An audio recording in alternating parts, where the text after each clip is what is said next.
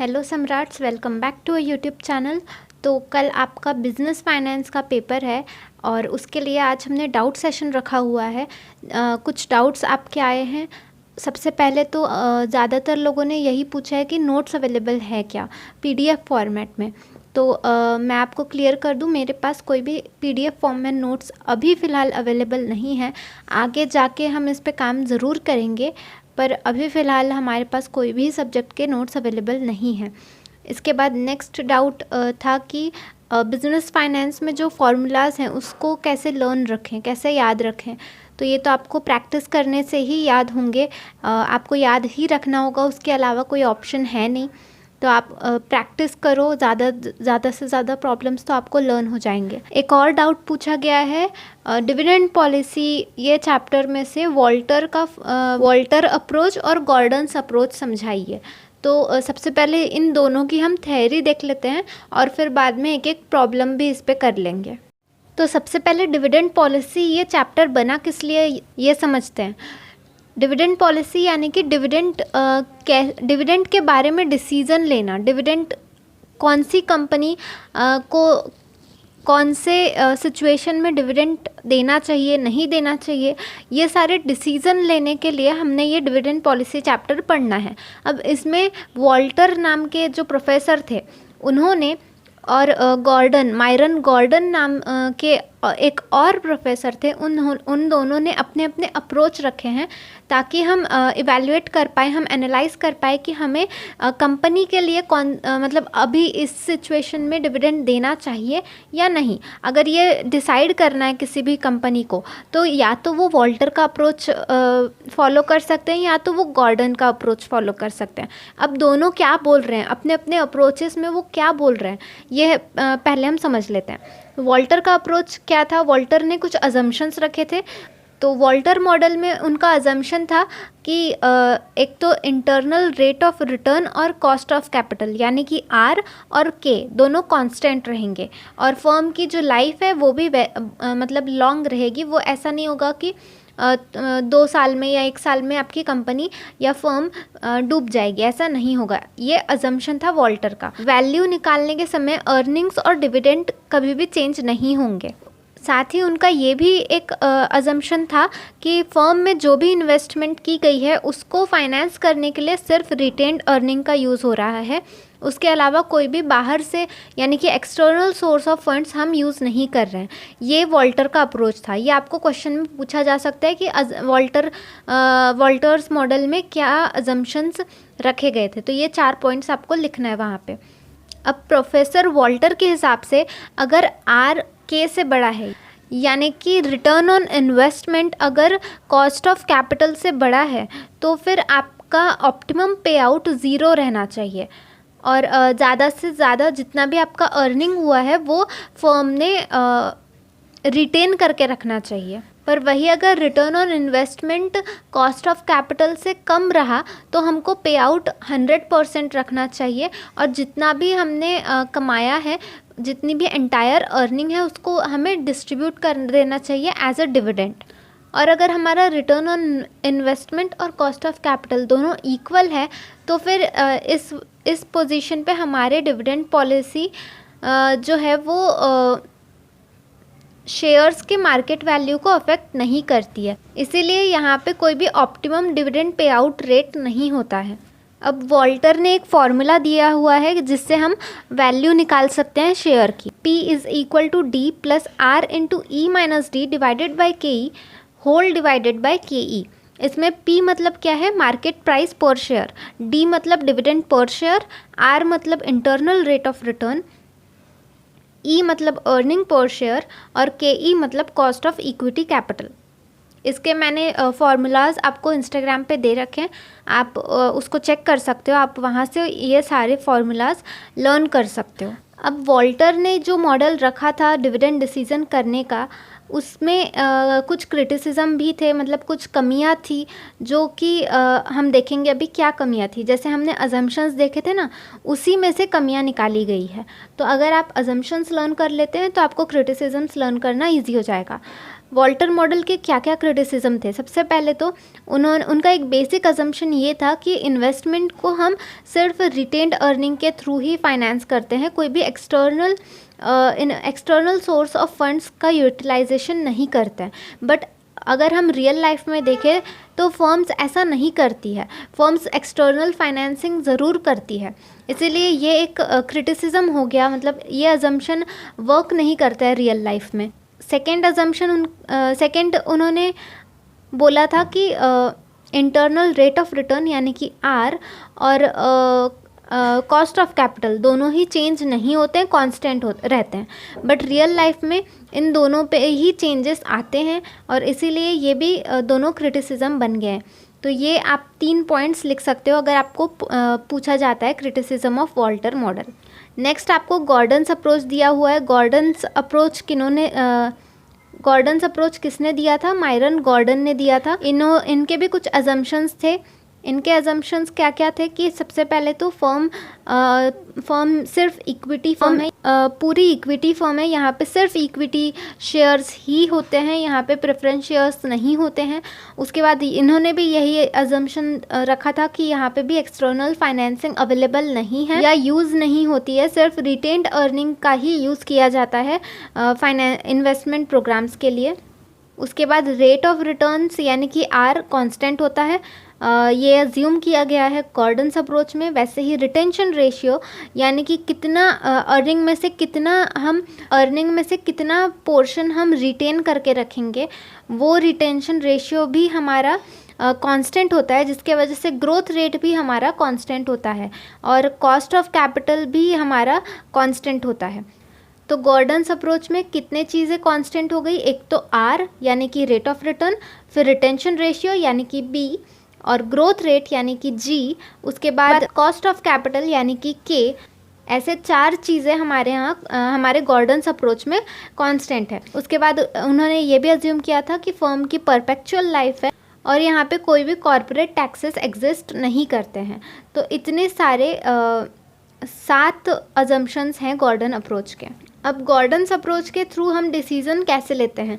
जैसे कि हमने वॉल्टर अप्रोच में रिटर्न ऑन इन्वेस्टमेंट और कॉस्ट ऑफ कैपिटल के थ्रू डिसीजन लिया था कि हमको कैसे डिविडेंड पे आउट करना है। यहाँ पर भी गॉर्डन्स में भी हम वैसे ही करते हैं। हम चेक करते हैं आर यानी कि रिटर्न ऑन इन्वेस्टमेंट और कॉस्ट ऑफ कैपिटल को हम कंपेयर करते हैं। रिटर्न ऑन इन्वेस्टमेंट अगर कॉस्ट ऑफ कैपिटल से ज़्यादा है तो हमारा प्राइस पर शेयर इंक्रीज़ होता है, जिसके वजह से dividend pay out ratio decrease होता है। इसीलिए ऐसे समय पे फर्म ने स्मॉलर डिविडेंड डिस्ट्रीब्यूट करना चाहिए और ज़्यादा से ज़्यादा अर्निंग को रिटेन करके रखना चाहिए। पर अगर वही हमने वॉल्टर अप्रोच में क्या देखा था कि अगर आर के से बड़ा है तो फिर हम क्या करते थे, ज़ीरो पे आउट रेशियो रखते थे। ज़ीरो पे आउट रेशियो रख के हम पूरी की पूरी जितनी भी अर्निंग हुई है उसको रिटेन करते थे। बट यहाँ पे ऐसा नहीं है, यहाँ पे हम स्मॉलर डिविडेंड डिस्ट्रीब्यूट कर रहे हैं और ज़्यादा से ज़्यादा अर्निंग को रिटेन कर रहे हैं। उसके बाद अगर आर के से कम है यानी कि return on investment cost of capital से कम है, तो ऐसे समय में क्या करना है आपको? ऑप्टिमम पे आउट रेशियो 100% रहेगा। यहाँ पे जितनी भी अर्निंग हुई है उसको हम डिविडेंड में बांट देते हैं।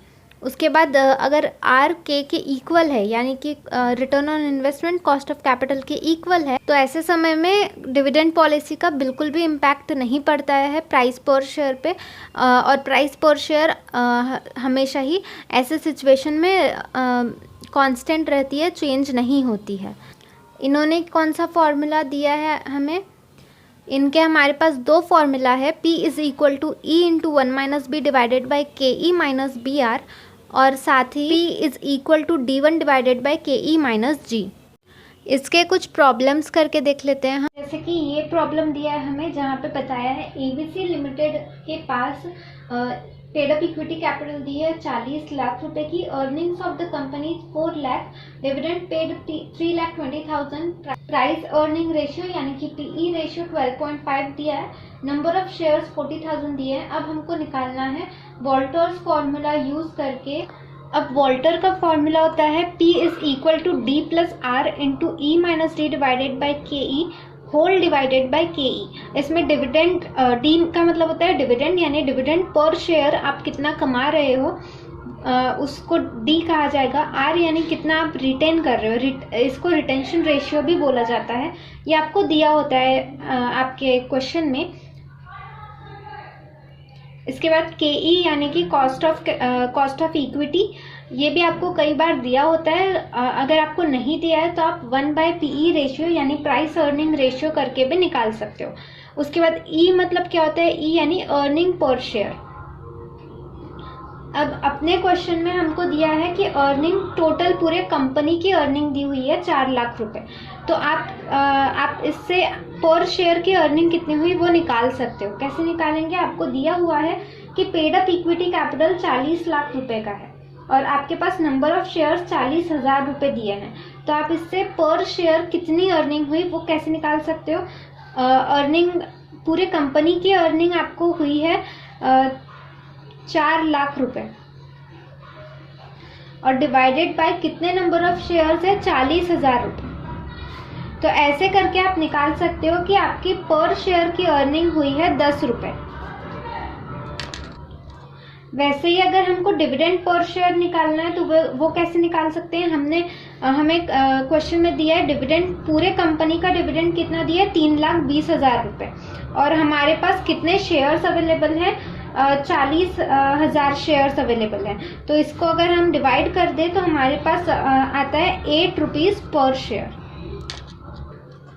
इस क्वेश्चन में आपको आर यानी कि रिटेंशन रेशियो भी नहीं दिया है, तो उसके लिए हम क्या करेंगे, रिटेंशन रेशियो निकालना है हमें। तो हम क्या करेंगे, टोटल अर्निंग कितनी हुई है कंपनी की डिवाइडेड बाय कितना इक्विटी कैपिटल है हमारे पास इनटू 100 करेंगे तो हमारा ये रेशियो या ये परसेंटेज आ जाएगा। टोटल अर्निंग हमको क्वेश्चन में दी हुई है 4 लाख रुपए हमारी अर्निंग हुई है, divided by total equity capital 40 lakh रुपए है और इनटू 100 करेंगे तो हमारे पास आ जाएगा 10% रिटेंशन रेशियो या इंटरनल रेट ऑफ रिटर्न जिसको आप बोलते हैं।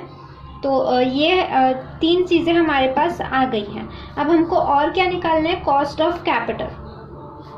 कॉस्ट ऑफ कैपिटल जैसे मैंने बताया था 1/PE रेशियो होता है। PE रेशियो आपको दिया हुआ है 12.5,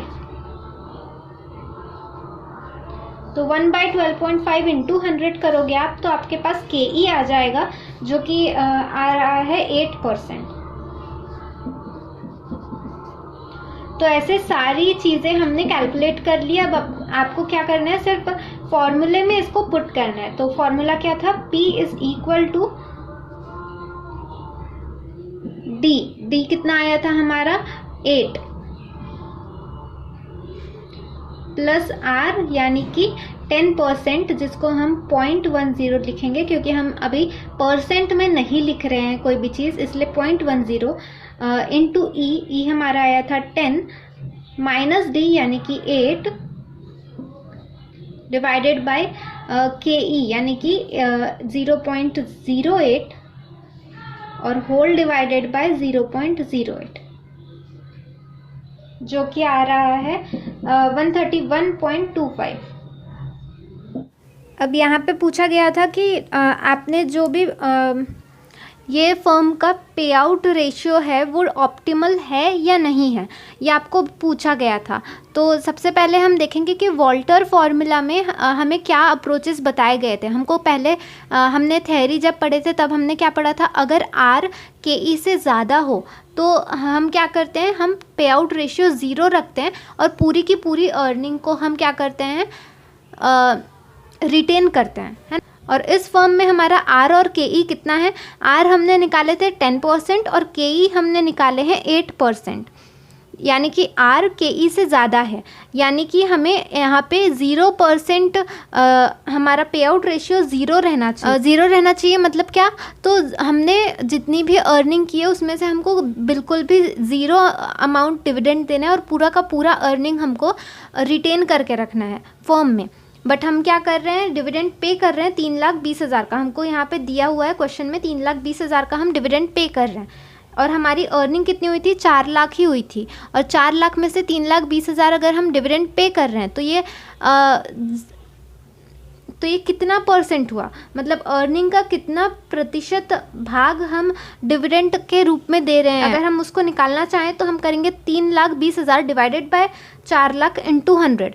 ये करने पे हमारे पास 80% आ रहा है, यानी 80% पे आउट रेशियो है हमारा, जो कि नहीं होना चाहिए। तो ये ऑप्टिमल बिल्कुल भी नहीं है, ये 0 रहना चाहिए था। तो ये आपको इंग्लिश में वहाँ पे लिख के आना है। हमारा नेक्स्ट क्वेश्चन है गॉर्डन्स फॉर्मूले पे बेस्ड है। इस पे आपको अर्निंग पर शेयर दिया हुआ है 10 रुपये, डिविडेंड पर शेयर दिया हुआ है 4 रुपये, कॉस्ट ऑफ कैपिटल 20% दिया है, internal rate of return on investment 25% दिया है और रिटेंशन रेशियो 60% दिया है। तो गॉर्डन का फॉर्मूला क्या होता है, P is equal to E into 1 minus V divided by KE minus BR। इसमें E यानी कि अर्निंग पर शेयर, B यानी कि रिटेंशन रेशियो, KE यानी कि कॉस्ट ऑफ कैपिटल, BR यानी कि ग्रोथ भी बोल सकते हो आप, या तो ग्रोथ रेट होता है।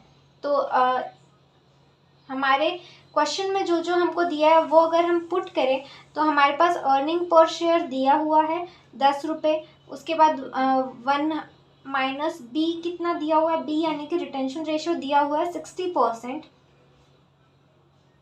तो वो भी हम पुट कर लेंगे। KE हमको दिया हुआ है, KE यानी कि कॉस्ट ऑफ कैपिटल हमको 20% दिया हुआ है, और BR हमको नहीं दिया। BR निकालने के लिए हम क्या करेंगे कि BR यानी कि ग्रोथ रेट निकालने के लिए हम क्या करेंगे, जो हमारे पास रिटेंशन रेशियो दिया हुआ है यानी कि B, जैसे हमने यहाँ पे पुट किए थे ना B,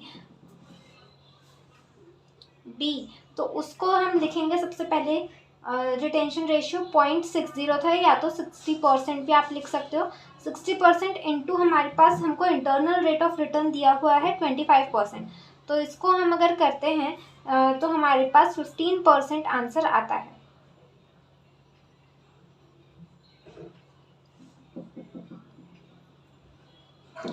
अब इसी को हम BR को यहाँ पे पुट कर देंगे 0.15, तो हमारे पास P आ जाता है।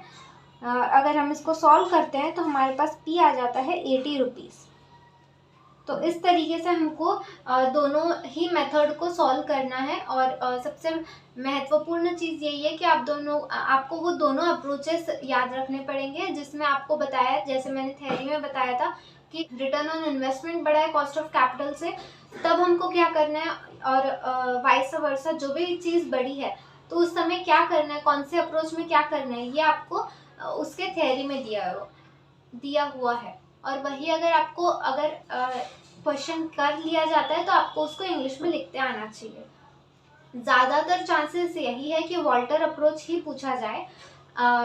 तो अगर आपको फिर भी कोई डाउट है तो आप कमेंट सेक्शन में पूछ सकते हो, और आपको कोई डाउट हो और कोई दूसरे चैप्टर से रिलेटेड, वो भी आप मुझे इंस्टाग्राम पे भेज सकते हो या तो कमेंट सेक्शन में पूछ सकते हो। और हमारे दूसरे चैप्टर्स की रिवीजन वीडियोस अवेलेबल है, डिस्क्रिप्शन बॉक्स में मैंने उसकी लिंक दे रखी है, आप उसको जाके चेक कर सकते हो। अगर आपने अभी तक वो वीडियोस नहीं देखी हैं तो काफ़ी सारे बच्चों ने वो वीडियोस को देखे हैं, उन्होंने बहुत सारे लाइक्स भी दिए हैं। तो अगर आपको भी अच्छा लगता है तो वो जाके देखो, अगर आपने नहीं देखा है तो आपको भी बहुत मदद हो जाएगी। और ऐसे ही आप अपना प्यार बरसाते रहिए, लाइक शेयर सब्सक्राइब करते रहिए। Thank you so much for watching this video, और ऑल द बेस्ट कल के पेपर के लिए।